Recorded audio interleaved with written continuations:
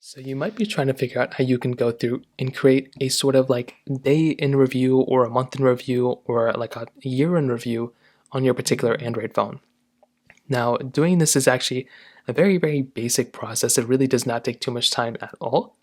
So to get started, what you can do is you can make your way over into your Google folder inside of your particular device. So you can click into your folder, and then you can go and click onto your Photos option at the bottom. So you can tap right into Photos right here, and you want to go and find your particular tab at the very top. So you can actually go through at the very top and it will already give you pre-built in photos and videos of your photos. So you can see right here, here's a featured Friday. So there was, if I wanted to go through and kind of see this example, it gives me a breakdown of like what my Friday was. And if I took a lot more photos here, it would probably give me a little bit more of a breakdown.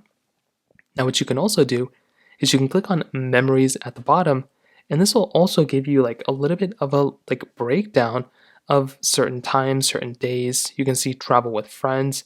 You can kind of create like a day in recap even in this particular situation. So this is something that's actually really cool, and you can create these little tiny memories, which again, that in and of itself is another really awesome thing you can do.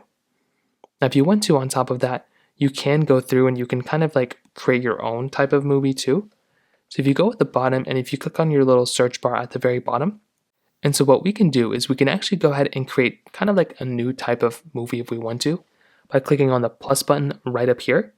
You should see a little option that should say something like, maybe like a video, like highlight video that we have right here. You can tap on highlight video and you can go through and you can create a highlight video of your particular, whatever you want to kind of showcase. So you can start naming it whatever you want to. You can add in different photos and videos at the very bottom by clicking right here. So you can choose, let's say I want to recap this day. I can choose my photos, click on create, and it will automatically create some sort of like a day in review or a year in review video automatically for me.